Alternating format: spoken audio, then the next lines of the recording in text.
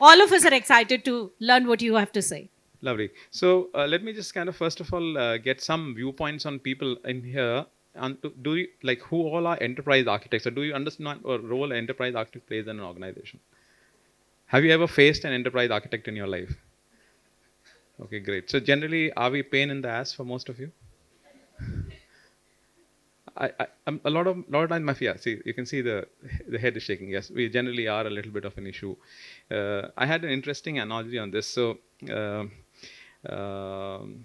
and I think I know how it will resonate with some of you, but specifically in a business ecosystem, when things start breaking, is when we are remembered, right? So, like typically, if there's a service vulnerability that was exploited, a ticket got raised and self-healed, and or it did not self-heal, and therefore led to, for example, a Friday breakdown, and for 2 days the booking site was down, or something like that. So I think that typically you remember us then. You remember us when, for example, a data vulnerability was induced due to a data poisoning or prompt re-engineering, and you suddenly the system revealed data which was not supposed to have got revealed, right? And that's when you remember us, because typically what happens, they'll say, okay, maybe we did not do the right labeling and right marking and right categorization equivalent. And also a lot of times now with all this fake things coming in and impersonation attack that are happening, I think it is becoming more and more relevant role of an enterprise architect and how they should potentially go into the what I may call as the entity definition structure for an organization before constructing the organization itself. And I think typically that's the role that I play. I've been playing that role for now close to about 3 decades. Happen to have experiences in the banking financial services sector and almost about 20 years in the healthcare sector, healthcare, especially on the pharma life sciences side. So I understand some of the points maybe you brought up on the forum here. Now, I think the subject for me is a little deviant from whatever that you intend to hear here, because normally it is difficult to measure what you may define as a maturity or a capability. And I think it's important that we do not mix these two words, because the two words have very different meaning. But what we are trying to do is, or as an enterprise architect, what I try to do is that I try to bring in this philosophy as a going in statement for an organization that I consult with, because I want to really know the state that they are in, and therefore what's the amount of effort that goes to building into a more resilient future outlook facing kind of an organization. Now, have you heard about the CMMIs, the PCMMs, and other the world? A lot of us as an entity are level 5 entity and things like that. Now, are you aware of the fact that last year there was almost a 6 months working session at the Software Engineering Institute with the United States Defense on trying to reimagine the existing software and system engineering frameworks? Because what is happening is now with you're saying, Sangeeta mentioned the ability to generate code could be an easier thing to do because internal facing. But code generation itself has various manifestations, because sometimes you may induce vulnerability in the code which can be exploited, and at that point of time, the CISO's job becomes an issue, right? So now what is happening is, like, there are some very beautiful use cases in the defense. For example, war space simulation, or you do, for example, a warfare simulation, and therefore you typically do a lot of things as a part of maybe your progression that you do there. Now, what is happening is that there is a huge amount of utility or a use case that has been established, but are the right controls in place to be able to manage and effectively handle that? And typically that's where comes in this whole philosophy around the next-gen capability maturity frameworks. Sorry, I took a liberty of using a term next-gen. And if you've been following me on the 3AI panel or the forums, this is my second paper that I will also present shortly, focusing on next-gen. The first one was an escape velocity, which is typically a leadership rethinking on this whole thing. The second one, talking about that. But I like today Samir mentioned that have we been able to bring together all these things, AI, Gen AI, analytics, into a singular term? I'm using next gen as a term for that. Now, another interesting aspect that I have is I happen to have spent about 5 years in Carnegie Mellon defining a framework for contract management, especially outsourcing contract management.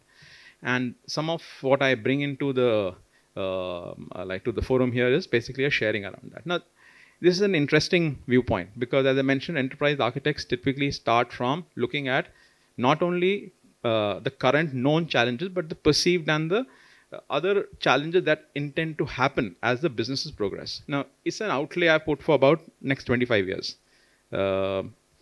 Some you can see some reds, but a lot of the reds are actually moving towards the green.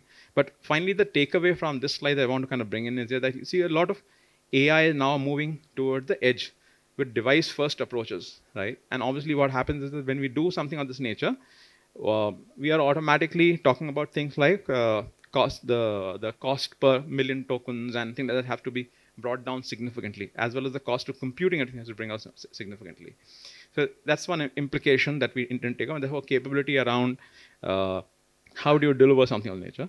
The second element, and I think it has been mentioned, Babe, you mentioned the banking scenario also around the ethical AI taking center stage, right? And ethical AI is a mammoth subject because it is all pervasive. It is not just say a harmful language being brought in or a wrong prompt response being sent out. Or maybe exposure of some personally identified information being shared there.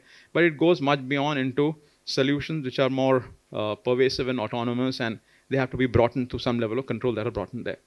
The other important elements are this whole changing nature of the skill and workforce planning and the design.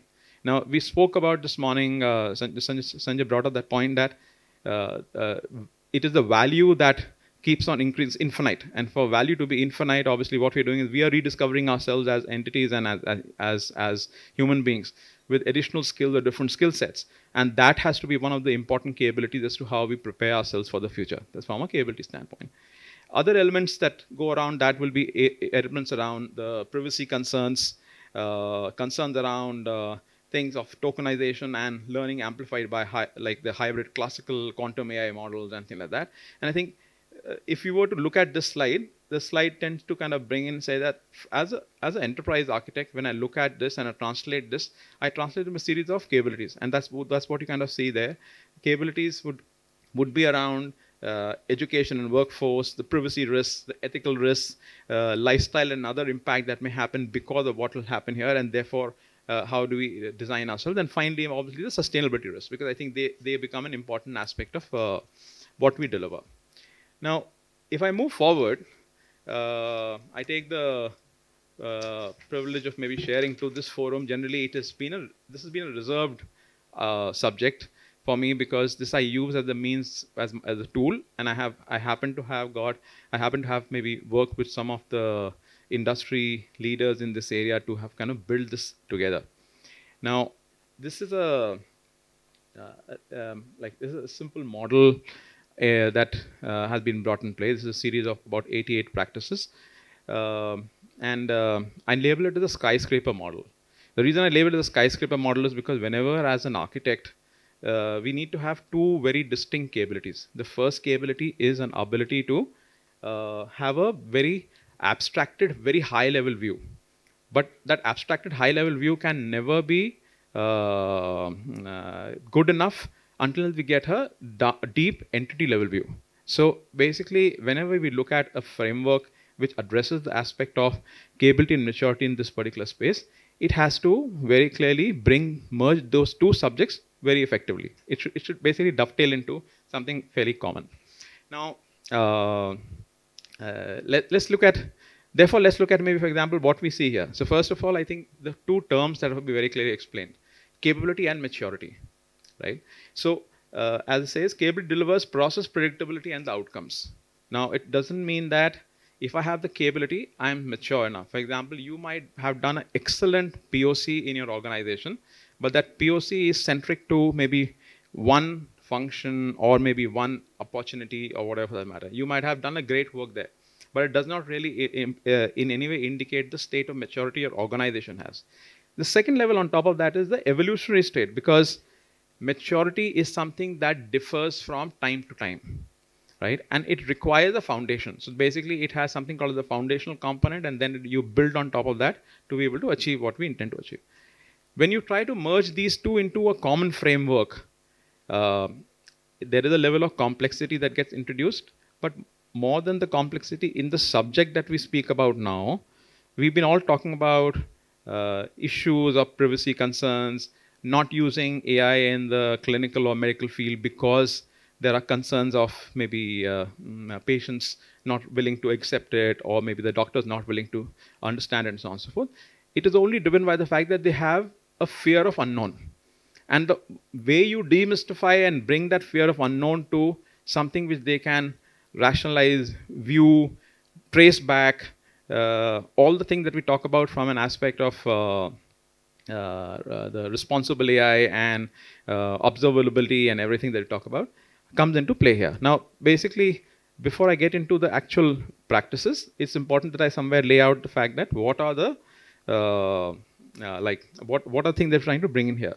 So there are five levels of maturity that we speak about. We talk in the way that say, are you prepared? Have you initiated? Are they operational? Are they pervasive? And are you influencing? So in this current era that we are kind of operational in, it is important that the moment we introduce the term influencing, we are somewhere acknowledging the fact that in an ecosystem which is typically addressing the next gen capability and maturity, we cannot live in isolation. We have to live in collaboration with the ecosystem.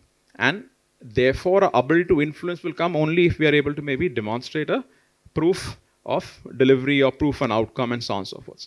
So that's an important construct that I want to bring in here. Typically, what Prepared does, it basically gives you a set of capabilities which effectively help in managing and addressing the challenges. And there are numerous challenges. There are challenges around typically short-sighted, ambiguous, non-existing enterprise Gen AI strategy, and therefore a need to move towards a more domain-driven approach. Like, for example, especially in pharma, we brought up the whole aspect around R&D. R&D is a singular domain which has multiple manifestations. It is an end-to-end play, which means that it has from an idea generation to a fructification in the form of a new molecular entity, and therefore maybe, for example, a marketable drug. So that becomes an important aspect. The second, maybe a few of the challenges around planning and upskilling, the whole aspect around measurable value, and some of that comes into place. There are numerous challenges, and they intend to see how we establish a framework that brings that together.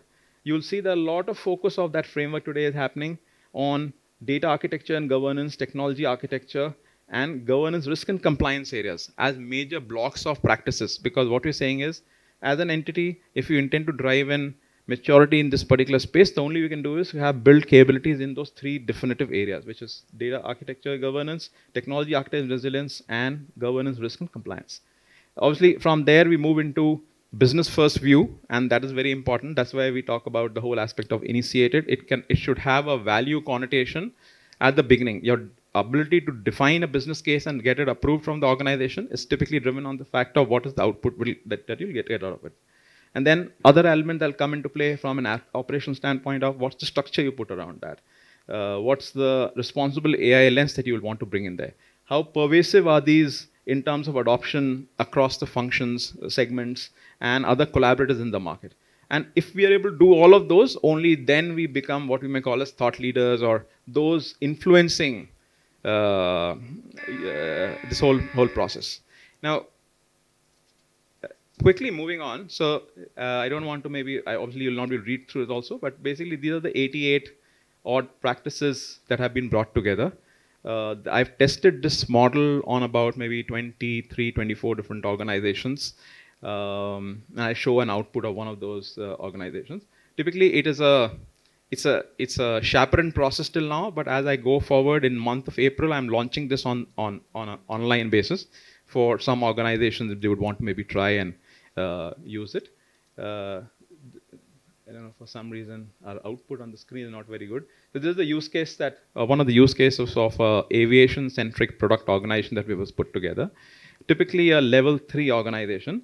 If you see what it resonates there is a series of capabilities around strategy, data management, technology architecture and resilience, supplier governance, and the next-gen persona design elements, and the human capital re-engineering. Those were some of the capabilities that was seen as a part of the organization. And then whatever you see there are basically gaps for us to be able to address through a series of consulting entertainment that we go through. So why I wanted to kind of conclude my conversation with this was because this is so I wouldn't say that this is a 100% ready framework, but it's a framework which has seen the light of the day for almost close to about 6 years now. Even a little bit prior to before maybe the actual Gen AI elements came into play, because AI and predictive AI and others were already operational. And the intent was to see what makes it for an organization to be mature enough to be able to take it to take it to fruition for deciding the strategic objectives. So that's what I want to share. I would be very happy if maybe some of you are interested, to conduct a session of this nature, or rather you can do a self-conducting of the session on a online portal I'll launch on this. In this, obviously, what will happen is I will not be able to look at your quantifiable evidences, but I will take your word for you doing a trust-based assessment, and that I'll understand that maybe you've done the right due diligence from your side. And I'll be most happy for you to see the outputs and therefore see if you get a value out of this. What I can tell you is about 23 odd clients, their strategy and roadmaps are effectively utilizing a framework of this nature. Thank you so much. Thank you.